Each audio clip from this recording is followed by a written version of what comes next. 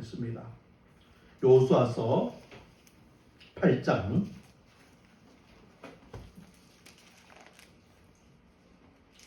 30절에서 35절 말씀 보겠습니다. 구약성경 332페이지 되겠습니다.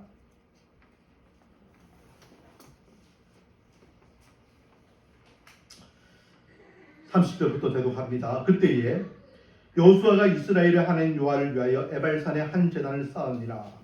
이는 여호와의 종 모세가 이스라엘 자손에게 명령한 것과 모세의 율법책에 기록된 대로 새 연장으로 다듬지 아니한 새 돌로 만든 제단이라. 무리가 여호와께 번제물과 화목제물을 그 위에 드렸으며 여호수아가 거기서 모세가 기록한 율법을 이스라엘 자손의 목전에서 그 돌에 기록하며 온 이스라엘과 그 장로들과 관리들과 재판장들과 본토인뿐 아니라 이방인까지 여호와의 언약궤를 맨 레위 사람 제사장들 앞에서 궤의 좌우에 서되 절반은 그리심 산 앞에 절반은 에발산 앞에 섰으니 이는 전에 여호와의 종 모세가 이스라엘 백성에게 축복하라고 명령하신 대로 함이라. 그 후에 여호수아가 율법책에 기록된 모든 것대로 축복과 저주하는 율법의 모든 말씀을 낭독하였으니 모세가 명령한 것은 여호수아가 이스라엘 온 회중과 여자들과 아이와 그들 중에 동행한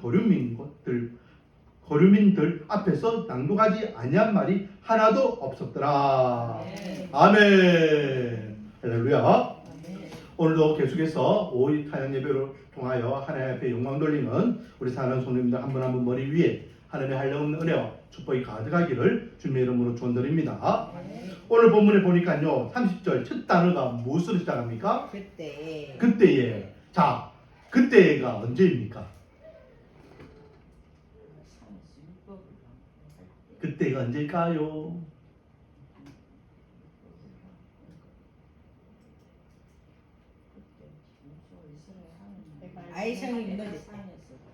그렇죠. 그때는 8장 1절부터 29절까지 내용을 이야기하는 것입니다. 그 내용이 뭡니까? 아이성 정복을 하고 난 다음이죠. 하나님께서 두 번 실수는 없다라고 우리가 지난주에 말씀 나눴는데 이스라엘 백성들에게 매복에 대한 작전을 주시고 그리고 그 매복 작전이 성공하여서 아이성을 점령하게 됩니다. 그리고 그 땅에 있는 모든 아이성 주민들 다 전멸시키고 난 다음 그때에 여호수아가 이스라엘 백성들을 이끌고 한 곳으로 이동하게 됩니다. 그곳이 어디냐면 에발산이라는 곳입니다. 에발산은요 아이성에서 좀 위쪽으로 올라가야 됩니다. 위쪽으로 올라가는데 여러분 그 야곱하고 연결해서 생각해 보면요 아이성은 바로 옆에 뭐가 있냐면 베델이 있습니다. 베델. 아이성 바로 옆에 딱 붙어 있는 게 베델이고 이 에발산은요 어떤 곳이냐면은 이제 오늘 말씀 보겠지만은 그리심산과 에발산이 있어요. 이거는 산인데 그렇게 높지 않은 산이에요. 우리 한국 산처럼 둥글합니다. 이스라엘의 산들은요 전부 다 모래산이고 바위산이잖아요. 쭈삣쭈삣하고 막 모래 그 바위들이 있는데 이 산은 둥글해요. 그래서 그 산을 한쪽은 에발산이라고 한쪽은 그리스산이라 하는데 그 중간에 넓은 평지가 있는데 그곳이 무슨 동네냐? 세겜이라는 곳이에요. 세겜. 그래서 세겜을 중심으로 해서 오른쪽은 에발산이고 왼쪽은 그리심산인데 그리스산은 남쪽에 있고 에발산은 북쪽에 있다. 이렇게 생각하면 됩니다. 그 아래 위로 이렇게 나란히 있고 그 중간에는 세겜이라는 곳이 있는데 세겜이 어느 곳입니까? 세겜은요 야곱을 생각할 때 세겜은 라반 집에서 돌아올 때에 자기 형을 만나고 난 다음에 헤어지잖아요. 그리고 정착했던 곳이 이 세겜이에요. 근데 이곳에서 어떤 일이 일어납니까? 자기 딸 디나가 세겜 족장에게 강간을 당하게 되잖아요. 그래서 자기 아들들이 열받아가지고 너희들이 감히 내 여동생을 그렇게 모짓을 해? 그래서 너희들에게 내가 보복하겠다. 그래서 너희들이 진짜 내 여동생을 사랑해서 아내를 맞이하려고 하면 우리처럼 할례를 받아라. 할례를 받으면 우리가 결혼해줄게 라고 해서 세겜 사람들이 전부 다 할례를 다 받습니다. 그래가지고 3일째 될 때 한참 아플 때에 칼 들고 들어가가지고 다 살려가게 되죠. 나머지 형제들은 거기 있는 모든 노랑물들을 다 도둑질하고 다 가져오게 되는 엄청난 일을 벌리게 됩니다. 그곳이 세겜이라는 곳이에요. 나중에 집에 갔어요. 세겜 딱 치면은 딱 지도가 요즘은 인터넷이 워낙 잘 됐으니까 나옵니다. 우리 은민이가 한번 센서를 발휘해가지고 에발산과 그리스산 딱 치면은 바로 이미지에 나오는데 되는 대로 한번 올려주시면은 좋을 것 같습니다. 자, 그곳이면 그곳 에발산에 올라갔는데 재밌는 것은요. 그 에발산에 가서 왜 올라갔느냐? 왜 그까지 이스라엘 백성 다 데리고 올라갔느냐? 하나님께 예배드리기 위해서. 자, 30절 뒷부분에 하나님 여호와를 위하여 에발산에 한 제단을 쌓았으니 제단을 쌓았다라고 되어 있죠. 제단을 쌓은 이유가 뭡니까? 예배드리기 위해서잖아요. 제단 드리기 위해서. 그런데 이 제단은요, 어떤 제단입니까? 사람의 어떤 도구로 만들어진 제단이 아닙니다. 있는 모습 그대로. 그래서 31절에 이는 여호와의 종 모세가 이스라엘 자손에게 명령한 것과 모세의 율법책에 기록된 대로 새 연장으로 다듬지 아니한 새 돌로 만든 제단이라 라고 해서 그냥 볼품없는 돌들 그것들을 이렇게 쌓아가지고 하나의 제사를 만들어서 제사를 드리게 되는데 이 제사는 두 가지 제사이죠. 번제물과 화목제물을 통하여 이 모든 이스라엘의 승리는 곧 하나님의 은혜입니다. 라고 하나님 앞에 감사 제사를 드리고 있는 것입니다. 그런데요. 그렇다면 아이송에서 그냥 하나님 앞에 제사 드리고 끝내버리면 되는데 왜 에발산까지 올라왔느냐? 보세요. 여호수아가 저기 하나님 앞에 드렸던 이유가 뭐냐면 오늘 본문에 보면은 그곳에 의미가 있다라는 거죠. 그곳이 왜냐하면 그곳에 모세가 이미 그곳에 대해서 죽기 전에 이야기한 부분이 있기 때문에 그까지 굳이 올라간 겁니다. 그것은 33절 말씀에 보면 온 이스라엘과 그 장로들과 관리들과 재판장들과 본토인뿐 아니라 이방인까지 여호와의 언약궤를 맨 레위 사람 제사장들 앞에서 궤의 좌우에 서되 절반은 그리스도산 앞에 절반은 에발산 앞에 섰으니 이는 전에 여호와의 종 모세가 이스라엘 백성에게 축복하라고 명령한 대로 함이라. 하나님 앞에 감사 제사를 드리는데 드리기 위해 굳이 에발산까지 올라온 이유는 뭐냐? 그것이 의미 있는 것인데 오늘 본문 33절을 보니까 전에 여호와의 종 모세를 통하여 하나님께서 이 에발산에 대해서 말씀하신 부분이 있기 때문에 올라왔다라는 겁니다. 그래서 이스라엘 백성들을 데리고 올라와서 그 세겜이라는 평지 위에 한 무리는 에발산 앞에, 한 무리는 그리스산 앞에 세워놓게 됩니다. 그러면 여기에서 전에 이 산을 향해 에발산 앞에서 모세가 어떤 내용으로 이야기를 했냐 보면 되겠죠. 신명기 27장입니다. 신명기는요 모세가 모압 평지에서 앞으로 이스라엘 백성들이 가나안 땅에 들어가면 어떻게 하나님의 백성으로서 살아가야 되는지 다시 주신 율법의 말씀이라는 거죠. 거기 보면은 너희들 앞으로 요단강을 건너서 저기 가나안 땅에 들어가게 되면 에발산이 있을 것이다. 그리스산과 에발산이라서 이렇게 하라라고 하신 말씀이 있어요. 자, 보겠습니다. 신명기 찾았습니까? 신명기 27장 11절부터 26절까지 말씀. 오후 예배는 시간이 좀 여유가 있으니까 좀 천천히 찾아도 될 것 같습니다. 자, 이게요. 이 앞에 보세요. 이게 에발산입니다. 저쪽에 있는 게 에발산이고 이쪽에 있는 게 그리스산이에요. 이게 에발산이고요. 이게 그리스산이에요. 크게 안 해도 됩니다. 이게 세겜이에요. 세겜. 그러니까 그렇게 크지 않은 산이에요. 그런데 올라가서 제사 지내는 게 아니고 이 앞에 서라는 게 앞에. 이 앞에 쓰고 이 앞에 쓰고. 자, 신명기 27장 찾았죠? 막간을 이용해서 제가 그림 설명했습니다. 신명기 27장 제가 한번 읽어볼게요. 11절부터 보면 됩니다. 모세가 그날 백성에게 명령하여 이르되 너희가 요단을 걷는 후에 시므온과 레위와 유다와 이사갈과 요셉과 베냐민은 백성을 축복하기 위하여 그리심산에 서고 루벤과 갓과 아셀과 스불론과 단과 납달리는 저주하기 위하여 에발산에 서고. 그래서 여섯 지파는 에발산 앞에 서고 또 여섯 지파는 그리심산 앞에 서고 라고 되어 있어요. 그런데 재밌는 것은 그리심산 앞에 쓴 것은 왜 써라 했습니까? 축복하기 위하여. 에발산은 왜 써라 했습니까? 저주하기 위하여.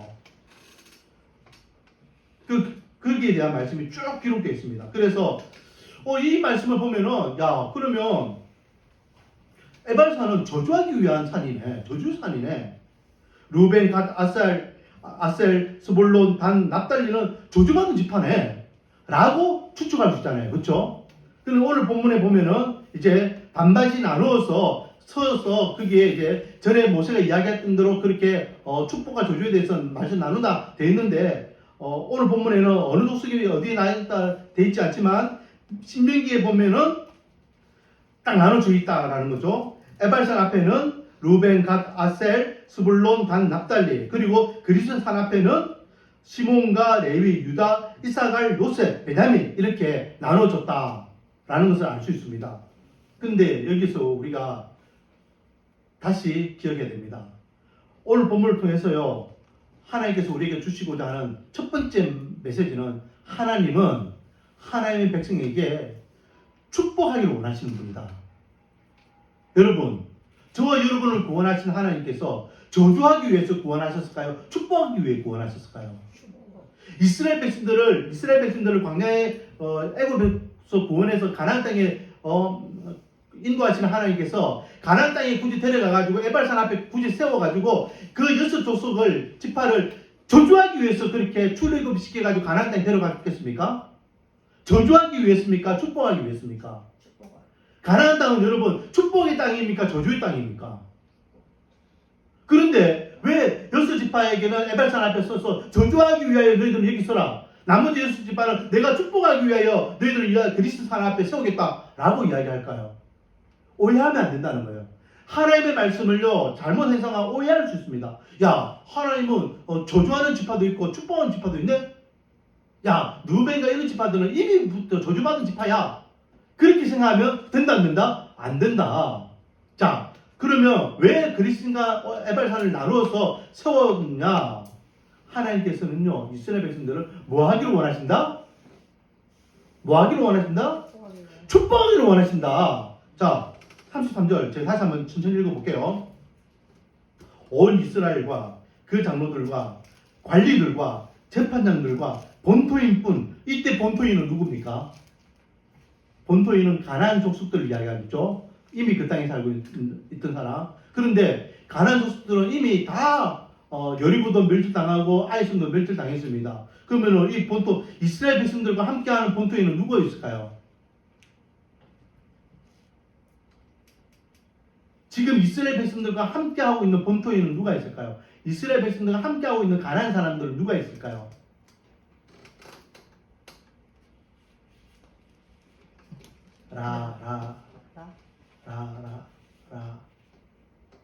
기생 라합. 기생 라합은 가나안 사람이었잖아요. 여리고 사람이었잖아요. 그런데 하나님께서 이미 이 땅을 주신 것을 알고 그 정탐꾼들을 숨겨주었고 이스라엘 백성들이 올 때에 하나님께서 그 언약의 약속을 인정해가지고 그 가정에 있는 그 붉은 줄을 매달린 창문에 있는 그 가정들은 다 구원해 주셨잖아요. 그들이 본토인이잖아요. 지금 가나안 사람들 뿐 아니라 이방인까지. 이때 이방인은 누구일까요? 갑자기 이방인이 나오고 본토인이 나오고. 이 이방인은요 이스라엘 백성들이 출애굽할 때 잡족들이라 표현하고 있잖아요.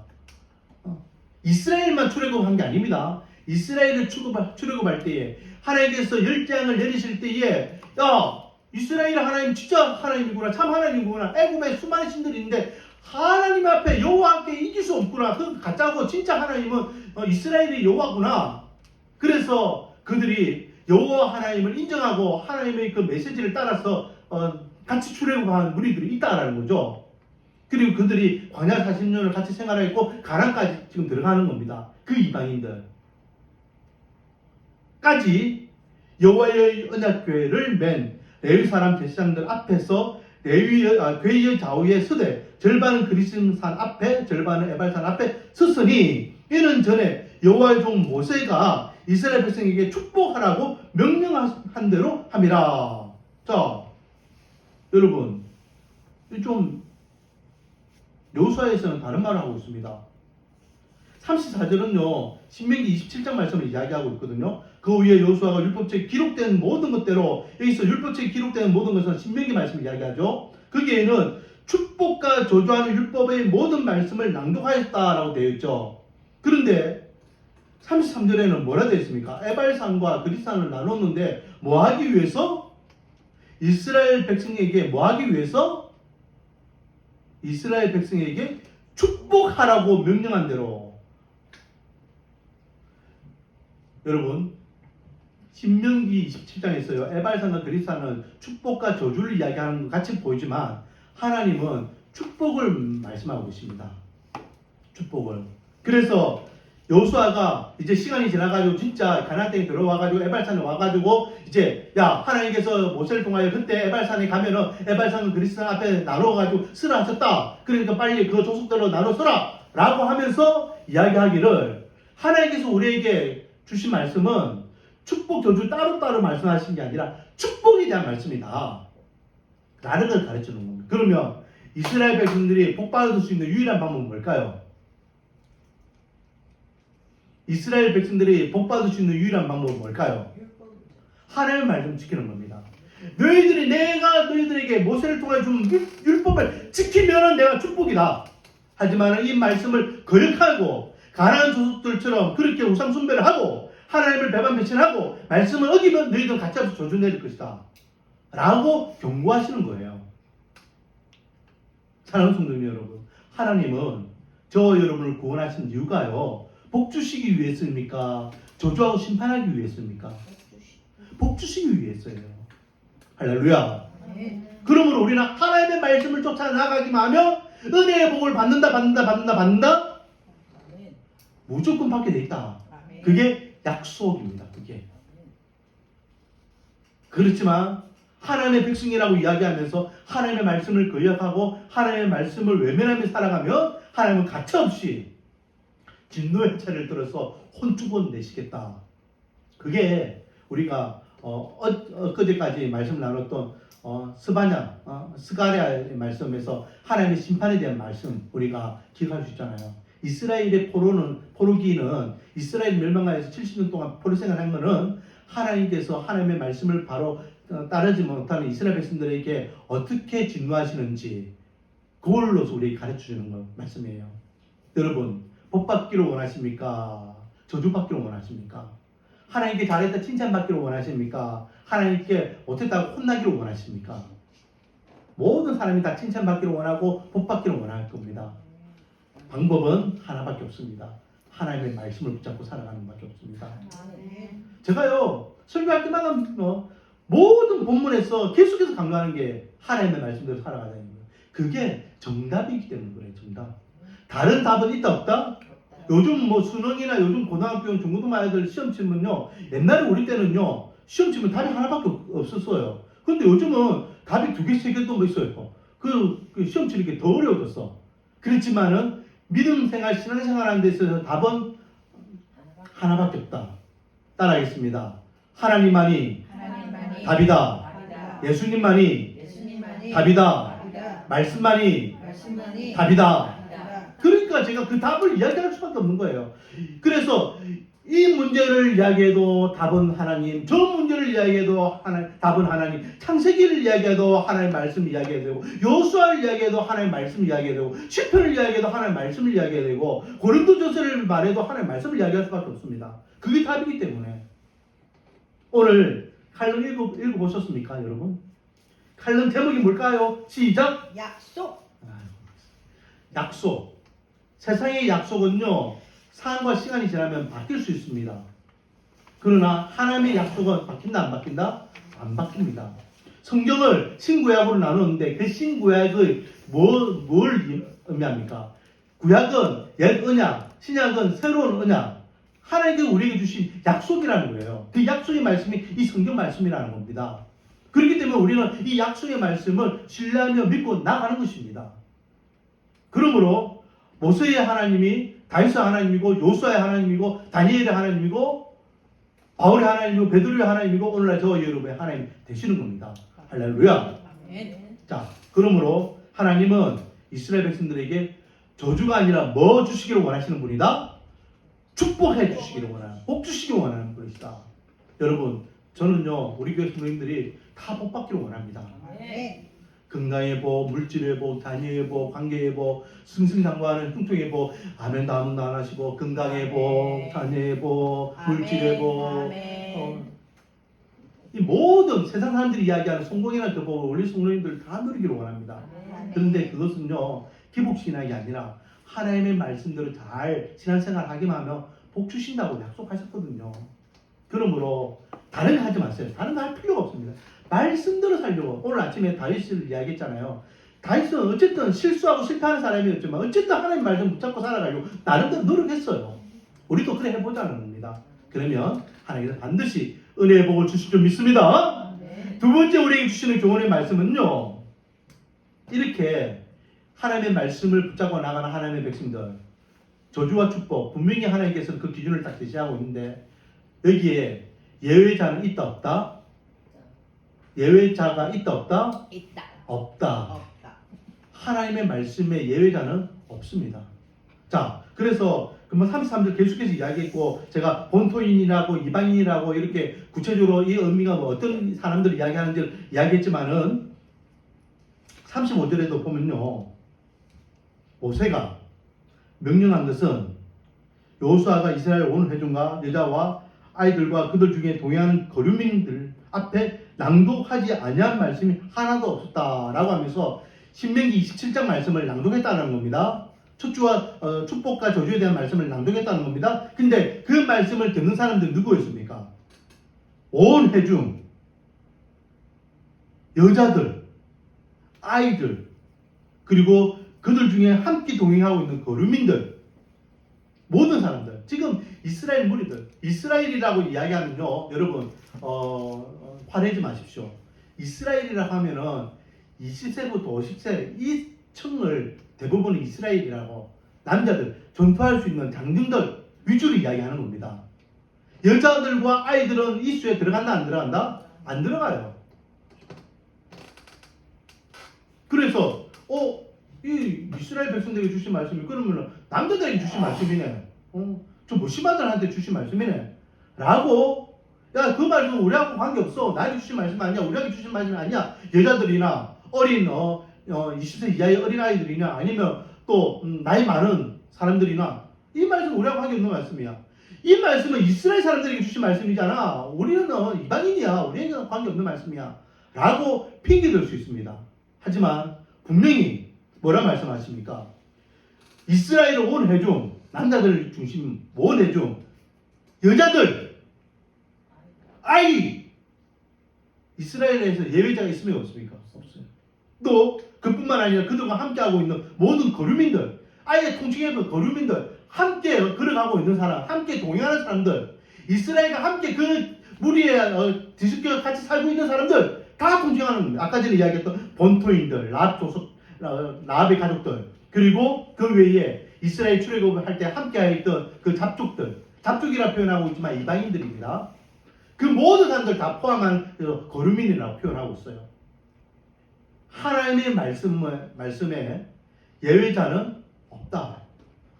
저와 여러분에게 이 진리의 말씀이 예외가 될 수 없는 게 바로 이 이유 때문입니다. 이 성경 말씀은 하나님께서 이스라엘 백성들에게만 주신 율법으로 끝나는 것이 아니라 그 이후에 오늘날 저와 여러분에게도 주신 약속의 말씀이 되는 것이 바로 이 35절 이 말씀 때문에 그렇습니다. 그러므로 우리는 이 약속의 말씀이 누구에게 주신 말씀이다? 나에게 주신 말씀이다. 항상 말씀은 누구에게 주신 말씀이라고 우리는 붙잡아야 됩니까? 나에게 주신 말씀이다. 옆에 있는 사람 아닙니다. 다른 교회 다니는 사람 아닙니다. 나에게 주신 말씀입니다. 그러므로 나는 이 말씀을 내가 붙잡고 이 말씀대로 살아가야 되겠다 결단하고 다짐하면서 믿음생활, 신앙생활 해야 될 줄 믿습니다. 그렇게 하면 하나님께서 이 에발산에서 여호수아를 통하여 다윗에게 이미 약속했던 그 약속을 선언하고 있잖아요. 선언. 하나님, 우리가 이 축복의 약속의 말씀을 붙잡고 나아갑니다. 하나님께서 이 약속의 말씀처럼 축복하여 주시옵소서. 그리고 이스라엘 백성들아, 이 말씀을 들으라. 듣고 이대로 우리 살아가자. 그러면 하나님께서 은혜의 복을 주실 것이다 라고 선언하고 있는 것입니다. 원하기는 우리 말씀관의 교회 모든 성도들이 오직 하나님의 말씀이에요. 오직 하나님의 말씀을 붙잡고 날마다 하나님과 동행하는 삶을 살아가 하나님께 주시는 한량없는 은혜를 마음껏 경험할 수 있는 축복의 백성들이 되기를 주님의 이름으로 축원드립니다. 기도하겠습니다. 아버지 하나님, 정말로 이 부족한 종이 우리 말씀관의 교회 성도님들 생각할 때마다 기도합니다. 우리 사랑하는 성도님들 하나님의 은혜의 복을 마음껏 누리기를 원합니다. 육신의 질병으로 고통당하고 있는 이들은 주님께서 육신의 강건한 회복을 허락해 주시는 복, 물질 때문에 하루하루 힘들어하는 가정들은 하나님께 주시는 한량없는 은혜의 복을 통하여 나눠주고 베풀어주고 꾸어주는 지경 깊이 넓혀지는 삶을 올 때 확장되는 은혜의 복. 아버지 하나님, 관계의 문제 때문에 신앙에 방해받는 여러 가지 요소들 때문에 인생의 궁극적인 문제 때문에 남들에게 말 못한 남사스러운 일들 때문에 아파하고 힘들어 씨름하는 모든 이들이 그 모든 것들을 다 하나님의 은혜 가운데 회복하고 해결되고 또 종자자로서 세워질 수 있기를 원하오니 아버지, 유일한 방법이 하나님의 말씀입니다. 하나님의 약속의 말씀은 우리가 축복받는 유일한 비법임을 알 때에 우리 말씀관의 교회 성도들이 하나님의 약속의 말씀을 붙잡고 하나님의 사람답게 당당히 살아가 다윗이 하나님이 나의 힘이십니다 라고 고백할 것 같이 그렇게 하나님을 나의 왕, 나의 하나님, 나의 힘이 되신 분이라고 고백할 수 있는 간증의 주인공들 다 되게 은혜와 복을 다하여 주시옵소서. 한 주의 삶을 시작하고 또 내일부터 5월달이 시작됩니다. 올 한 달 동안 하나님의 무궁한 은혜를 경험할 수 있는 축복의 백성들 다 되게 은혜와 복을 다하여 주시옵소서. 예수님의 이름으로 기도드립니다. 아멘. 찬양 드리겠습니다. 찬송가 300